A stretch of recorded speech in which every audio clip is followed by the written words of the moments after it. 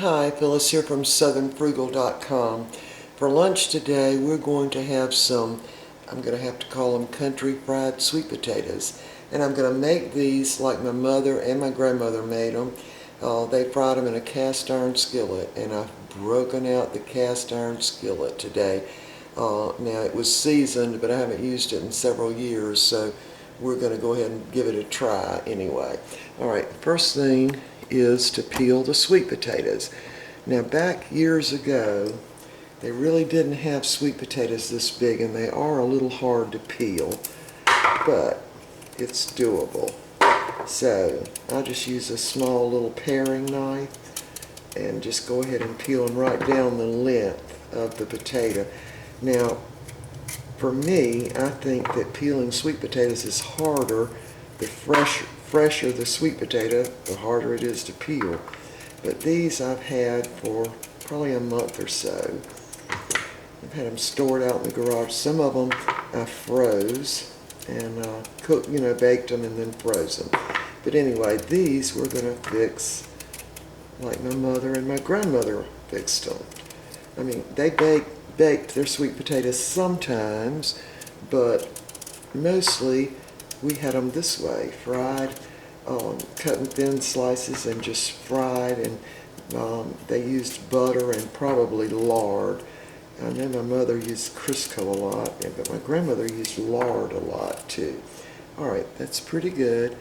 Alright, we're going to go ahead and peel this other one. Now, I did wash these potatoes before I started peeling them. But again, back years ago, the sweet potatoes weren't really this big. I mean, you might occasionally get one this big, but mostly they were smaller, and so they were certainly easier to peel. Now, sweet potatoes, after they have been dug up in the field, they have to cure, and that's really what makes them sweet. And I think they do that now, like in a warehouse or something. But the way my grandparents cured them was they would dig them up sort of at the end of summer, but while it was still warm, and they would leave them laying on the top of the ground, right where they were dug, right on top of the row. And as long as you got temperatures up about 80 degrees, they would cure, or at least that's what they called it. They called it curing the sweet potatoes. And you just leave them laying there, and of course they would get sweeter. And sometimes when you can't get your knife through it, if you just wiggle it back and forth, that'll work. And what we're going to have to do is cut these in half, really to slice them. Alright, I'm just going to dust that off, because I did already wash the outside of the sweet potatoes before we started. And now I'm going to slice them up into slices. Let me get another bowl to put those in. Let's put them in this bowl. Okay, so I can slice the smaller end.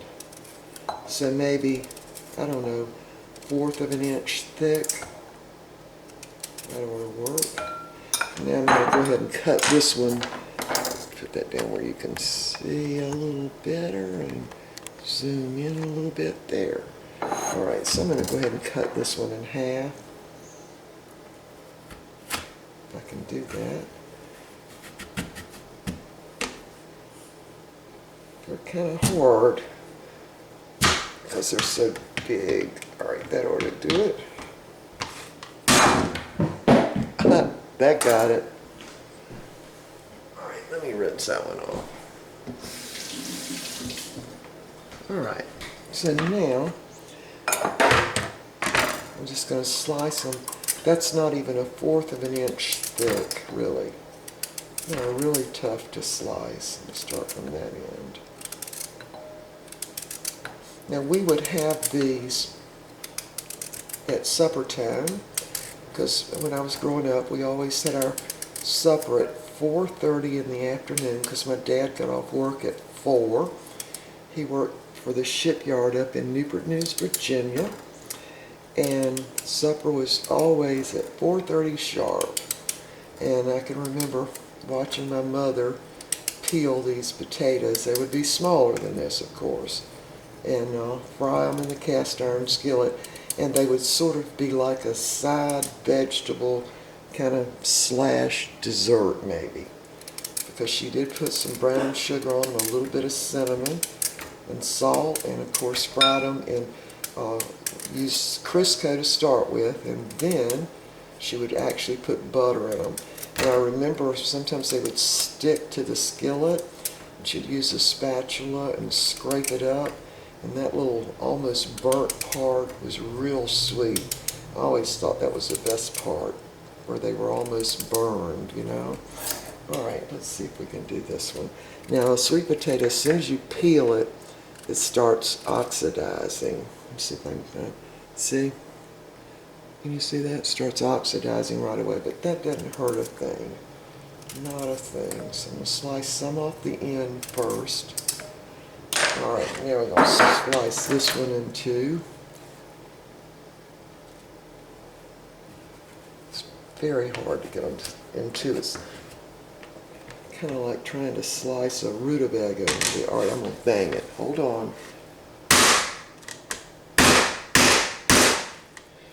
All right, that didn't work. I can't get my knife out. We're going to try it with a little knife. They're really, really dense. All right, this is reality videos, so, all right, there we go. All right, I think we got it somewhat. There we go. All right, I'm going to try to slice this one like this.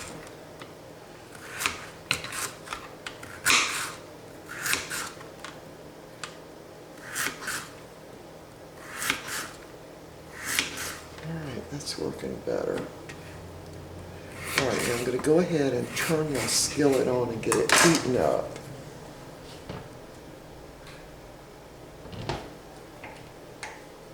Because you want your skillet on about medium to medium high.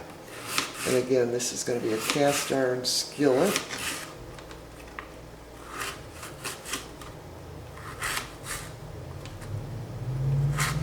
I'm using a serrated knife to cut these, because really it's almost like no matter how sharp your knife is, it's just difficult to cut without a serrated knife. And you always have to put salt on your sweet potatoes even when they're going to be sweet, because otherwise they're kind of bland. And of course, y'all know, if you've watched my videos before, I did a complete video just on the sweet potatoes, because sweet potatoes are one of the superfoods, loaded with vitamins and minerals, and they have lots of potassium, like a banana. All right, now we got them all sliced up. There they are. Now you notice, other than the one I dropped, I don't really wash them because I don't want any, I wash them before I peel them so the actual potatoes will be dry. All right, y'all hold on. I'm going to move you over to the other side so you can see the cast iron skillet. All right, we've got our cast iron skillet heating up. It's on just a little over medium, and I did put some Crisco in the bottom of that. Now we're going to actually cook them in butter, but the butter is going to burn if you put it in right to start with. So we'll dump them in.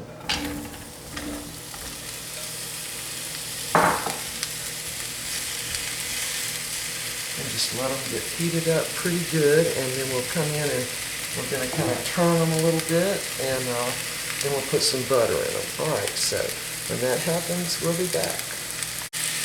All right, we are ready to flip these. Some of them have already started getting brown because of the high sugar content of the sweet potatoes. Now I'm going to go ahead and turn this down to medium-low. I'm going to go ahead and put in a couple of tablespoons of butter. And you don't want it up on high when you put that butter in, because the butter will burn.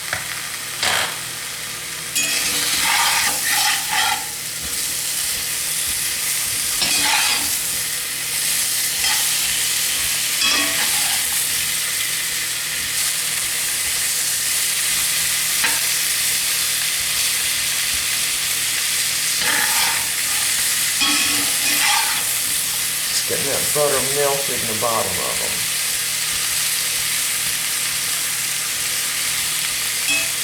Alright, so we're going to let them cook slow, probably another 15 minutes, and they'll be ready. So we'll be back.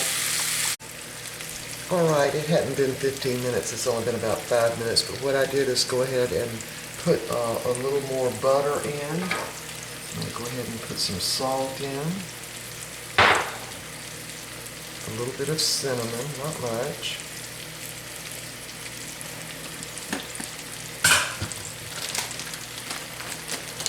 And what makes them really super good, a little light brown sugar. And I'm going to just sprinkle that on the top. I'm not going to stir them up after I put that on, because once that gets to the bottom of the skillet, it'll start caramelizing. So, that ought to be enough. Alright, so now we're going to put the lid on and just let them cook on low. The toothpicks are turned down just almost to completely low. And I'm going to put our lid on, let them stay here for about 15 minutes, and we'll be back. Alright, it's been about 15 minutes and they've been cooking with the lid on. So now we're going to take that lid off. And what we're looking for is letting that water or moisture that was in the potatoes kind of evaporate, and then they're going to start caramelizing on the bottom. So we'll just leave it like that. We'll cut the heat up to sort of a little above medium-low, and we're just going to let them keep cooking. Alright, so today we're having a little salad, and a little baby green salad, and we're having some of the squash casserole, and I did a video on that. But I wanted to talk to you just a minute about the cast iron cookware. Now, my mother cooked on cast iron a lot, so did my grandmother, and so I have gotten a lot of cast iron cookware from Cracker Barrel. I think it's called Old Country Store. I think they have them all over the country now. But you can also look online, because cast iron is cast iron, whether you pay $20 for a skillet or $8. So you might want to look at Amazon and see if you can find some cast iron there, probably a lot cheaper than at Cracker Barrel Old Country Store. So, the other thing is, on a cooktop, you're really not supposed to use cast iron. And I think the biggest reason for that is that, first of all, they're usually not flat on the bottom. Now, this particular skillet that I'm using is perfectly flat on the bottom, so it fits fine on the burner. But let me see if I can get my little one and show you.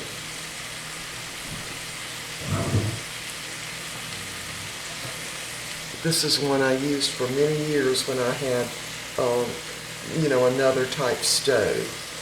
You see it's got a little edge on it there, and that sort of keeps it off the burner. So when you're cooking on a cooktop like this, you need perfectly flat, like my Gordon Ramsay cookware is perfectly flat on the bottom. That way it makes good contact with the burner. Now, if you drop a cast iron skillet on your cooktop or a cast iron lid, you will break it. And I think that's the main reason that the manufacturers of these cooktops tell you to not use cast iron on the stove. But the reason I can do it sometimes, I'm a little afraid to do it, but I do it. My daughter-in-law has all cast iron cookware, and of course it's very heavy, and she has had, they're in the Air Force, my son is, so they, lived all over. And so she told me that everywhere they live, they have the cooktops like this. And so she has no choice, because that's all of her cookware is the heavy cast iron, and so she uses it. So that kind of made me brave enough to go ahead and use some of mine on my cooktop. Now if I broke it, I'd be really upset. But anyway, for the making these fried sweet potatoes, or I call them country fried sweet potatoes, it's really best to do it in a cast iron skillet. Now the other benefit of the cast iron is that you actually get iron that your body can use from the cookware. So that's a good thing, especially if you're anemic. Cooking in cast iron would be of a benefit to you. So anyway, once these kind of caramelize and get good and brown, we'll be back. Okay, our sweet potatoes have finished cooking, and let me just see if I can show you sort of what they look like. See, it's kind of brown on one side, and so that sugar has kind of caramelized, and plus the sweet in the sweet potatoes. So I'm going to plate this up, and I'll show you what it looks like on the plate. Be back in a minute. Okay, we are ready to eat our lunch, and here are the potatoes. See how you've got the caramelized sections on them? So we're having these sweet potatoes. Let me back off a little bit. Oops, wrong way. Okay, so we're having some of the leftover squash casserole, a little baby green salad with a couple of slices of tomato. That's one of the rolls. Now I make those rolls and freeze them. So we, usually just eat one with a meal. So those last a long time. Of course, we've got our iced tea. So again, here's my plate, squash casserole, the little salad, tomato, and here are the sweet potatoes, and of course a roll. I've already put some butter in the roll. But I want you to get a look at those sweet potatoes. Now this really, cooking them like this takes a lot of the moisture out of them and super concentrates the flavor of them. So it's just another way to have sweet potatoes, and I'm going to call this country fried sweet potatoes because that's really just what it is. All right, we're ready to eat. We'll see y'all next time.